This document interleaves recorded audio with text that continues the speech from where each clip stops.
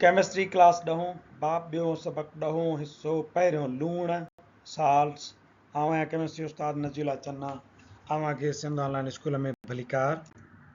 असांजे अॼोके लेक्चर जा मौज़ू आहिनि साल्ट्स लूण, प्रॉपर्टीज़ ऑफ साल्ट्स लूणनि जूं ख़ासियतूं, प्रिपरेशन ऑफ साल्ट्स लूणनि जी तयारी।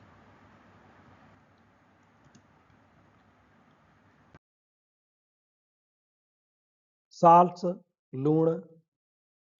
Salts are ionic compounds generally formed by the neutralization of an acid with a base.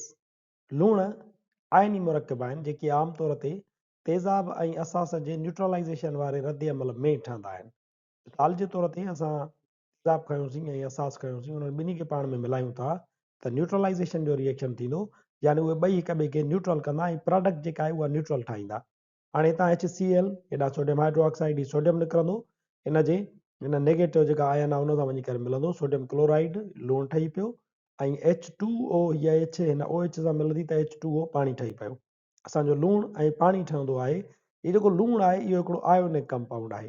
हुन में तव्हां ॾिसो त हिकिड़ी तव्हांखे पॉजिटिव आयन मिलंदी मेटल आहे ऐं ॿी नेगेटिव आयन मिलंदी नॉन मेटल आहे। सो हीउ जेको आयोनिक कंपाउंड आहे उहो लूणु आहे। इहो लूणु हुजे या पाणी हुजे, ॿई न्यूट्रल प्रोडक्ट थींदियूं आहिनि, तंहिंजे करे हिन कीमियाई अमल खे न्यूट्रलाइज़ेशन जो रद्द अमल असां सॾूं था।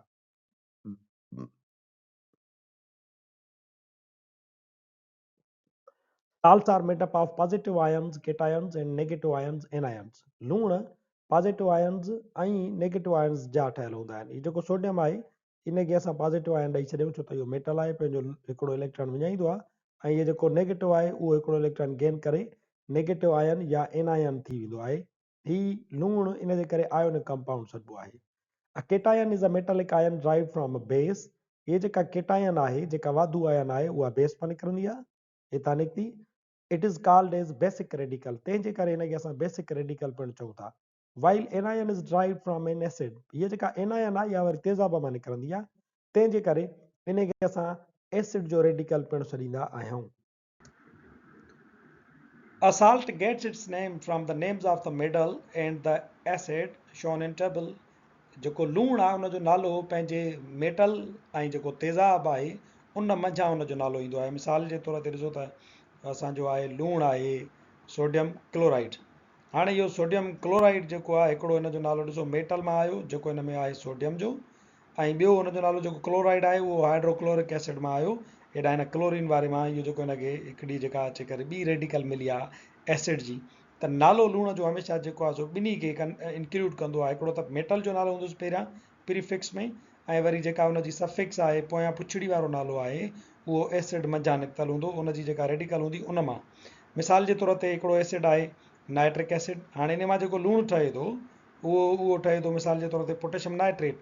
हाणे पोटेशियम नालो कंहिंजो आहे मेटल आयन जो, ऐं नाइट्रेट केॾां आयो हेॾां जेका हिनखे सफिक्स मिले थी नाइट्रिक एसिड मां उनजो नालो अथसि। ईअं ज़िंक सल्फेट, हाणे यानी सल्फ्यूरिक एसिड मां सल्फेट वरितल आहे, ज़िंक जेका आहे मेटल आयन आहे, फास्फेट फास्फोरिक एसिड आहे, असांजो एसीटेट एसिटिक एसिड आहे।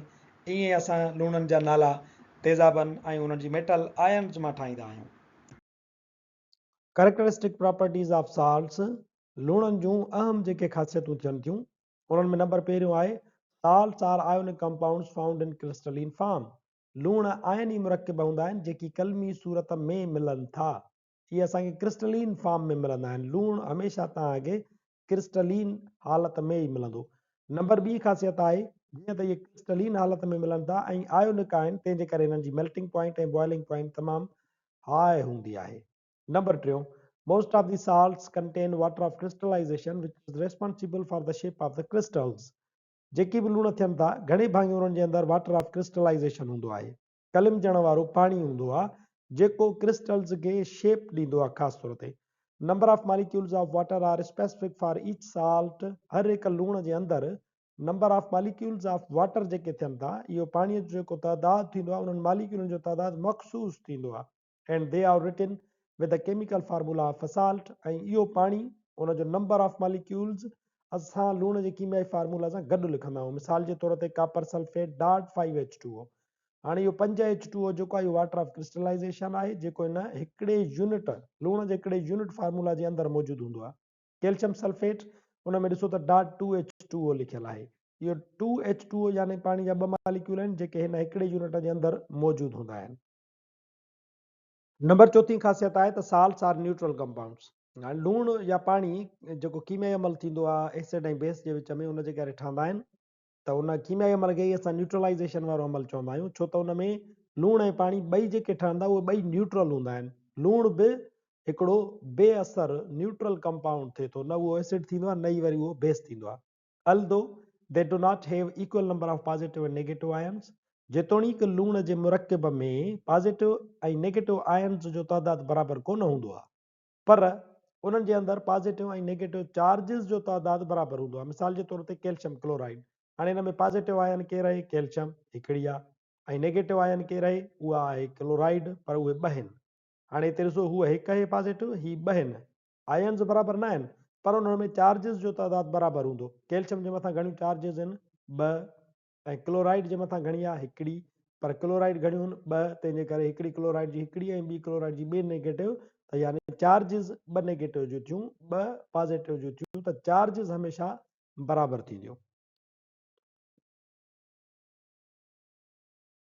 लूणनि खे तयारु करण जा आम तरीक़ा, मिसाल जे तौर ते असां लूणु तयारु करणु चाहियूं था सॉल्युबल साल्ट, उन में छा थींदो? By the reaction of an acid and a metal, direct displacement method थींदो आहे। उन में छा थींदो त असां तेज़ाब खणंदासीं ऐं धातु खणंदासीं। फॉर एग्जाम्पल असां खणूं था हिकिड़ो मेटल मैग्नीशियम, उन मैग्नीशियम जा टुकड़ा खणी करे असां तेज़ाब जे अंदरि था उछलियूं, तेज़ाब आहे हाइड्रोक्लोरिक एसिड। मैग्नीशियम छा कंदो? डायरेक्ट डिस्प्लेसमेंट कंदो। मैग्नीशियम पाण जेको आहे उहो वधीक इलेक्ट्रोपॉजिटिव आहे, तंहिंजे करे हाइड्रोजन खे हितां कढी छॾींदो, क्लोरीन सां पाण मिलंदो ऐं लूणु ठही पवंदो मैग्नीशियम क्लोराइड, हाइड्रोजन गैस जेका आहे उहा हितां निकिरी वेंदी। हाणे इहो जेको मैग्नीशियम क्लोराइड आहे उहो पाणीअ जे अंदरि ॻरियल हूंदो आहे, तंहिंजे करे इहो असांजो सॉल्युबल साल्ट आहे, जेको असां तेज़ाब ऐं धातुअ जे कीमियाई अमल सां ठाहे सघूं था। नंबर ॿियों असां वटि तरीक़ेकार आहे एसिड ऐं बेस जो न्यूट्रलाइज़ेशन वारो कीमियाई अमल। एसिड खयोंसीं असां हाइड्रोक्लोरिक एसिड, ऐं बेस खयोंसीं सोडियम हाइड्रोक्साइड, हिन में बि डायरेक्ट डिस्प्लेसमेंट थींदी, हीअ सोडियम हितां निकिरंदी, वञी करे मोर इलेक्ट्रोनेगेटिव क्लोराइड सां मिलंदी ऐं हितां हाइड्रोजन खे रिप्लेस करे छॾींदी। सोडियम क्लोराइड हिकिड़ो लूणु ठही पियो, ऐं हितां H जेका निकिती उहा हिन OH सां मिली करे पाणी ठाहींदी, H2O। इहो सोडियम क्लोराइड पिणु जेको आहे सो सॉल्युबल साल्ट आहे। टियों असां वटि रिएक्शन आहे by the reaction of an acid and metallic oxide. तेज़ाब बि खणो ऐं उनखे हिकिड़े धाती ऑक्साइड सां कीमियाई अमल करायो। मिसाल जे तौर ते धाती ऑक्साइड आहे असां वटि कॉपर ऑक्साइड, तेज़ाब आहे असां वटि सल्फ्यूरिक एसिड, साॻे ई तरीक़े सां डायरेक्ट डिस्प्लेसमेंट थींदी। इहो कॉपर मोर इलेक्ट्रोपॉजिटिव आहे, सल्फेट सां वञी करे मिलंदो, इहो कॉपर सल्फेट लूणु ठही वियो। हीअ H2 हितां निकितो, हिन ऑक्सीजन सां मिलंदो त पाणी ठही पवंदो।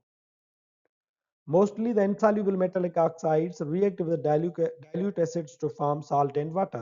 खोड़ अणगरदड़ धाती ऑक्साइड छिडरनि तेज़ाबनि सां कीमियाई अमल करे लूणु ऐं पाणी ठाहिनि था।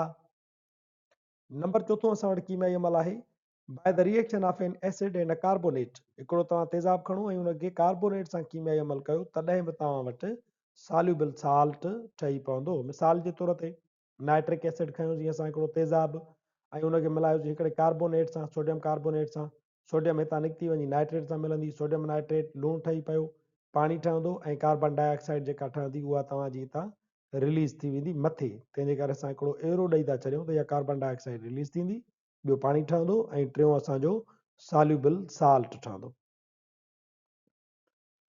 ॿियो तरीक़ेकार आहे असां वटि इनसॉल्युबल साल्ट खे तयारु करण जो। In this method usually solutions of soluble salts are mixed. हाणे इनसॉल्युबल साल्ट ठाहिण जो तरीक़ेकार इहो आहे त सॉल्युबल साल्ट जेके आहिनि उहे तव्हां ॿई पाण में मिलाए छॾियो। During the reaction, exchange of ionic radicals takes place to produce two new salts. हाणे जेॾी महिल जो तव्हां सॉल्युबल साल्ट पाण में मिलाईंदव त उन्हनि जा आयोनिक रेडिकल्स एक्सचेंज थी वेंदा ऐं ॿ नवां लूण तयारु थी पवंदा। One of the salts is insoluble, उन्हनि ॿिन्ही लूणनि मां हिकिड़ो हूंदो insoluble and the other is soluble, ऐं ॿियो जेको हूंदो उहो ॻरंदड़ हूंदो। द इनसॉल्युबल साल्ट प्रेसिपिटेट्स, जेको अणॻरंदड़ लूणु आहे उहो PPT जी सूरत में तव्हांजे ॻार में ज़ार थी पवंदो, छो त उहो अणॻरंदड़ आहे। मिसाल जे तौर ते सिल्वर नाइट्रेट खयोंसीं ऐं सोडियम क्लोराइड ॿई पाणी में ॻरंदड़ आहिनि, तंहिंजे करे हेठां अक्वस लिखियलु आहे, पर हेॾे छा थींदो आयोनिक रेडिकल्स हिक ॿिए खे रिप्लेस कंदा, सोडियम हलियो वेंदो नाइट्रेट ॾे ऐं सिल्वर हलियो वेंदो क्लोरीन ॾे। सिल्वर क्लोराइड ठही पवंदो, उनजी पीपीटी सॉलिड सूरत में एस लिखियल आहे, तव्हांखे ज़ार थी पवंदी, इनसॉल्यूबल थी पवंदो। ऐं सोडियम नाइट्रेट उहो aqueous सूरत में साॻियो ई पाणी में ॻरियल मिलंदो। ईअं तव्हां सोडियम कार्बोनेट ऐं कैल्शियम कापर सल्फेट जो बि रिएक्शन कराए सघो था। ॿई पाणी में ॻरंदड़ आहिनि, पर जीअं ई पाण में इहे ॿई मिलाईंदव, मिक्स कंदव, त हिकिड़ो इनसॉल्यूबल थी वेंदो कापर कार्बोनेट, पीपीटी जी सूरत में ज़ार थी पवंदो, ऐं ॿियो सोडियम सल्फेट उहो साॻियो ई पाणी में अंदरि ॻरियल मिलंदो। इनसॉल्युबल साल्ट्स जे इन इहे तरीक़े सां गॾोगॾु असांजो जेको लेक्चर लूण हिते पुॼाणी ते पहुचे थो। वरी हाज़ुर थींदासीं नए लेक्चर सां गॾु। तेसीं ताईं ॾिसंदा रहो सिंध ऑनलाइन स्कूल।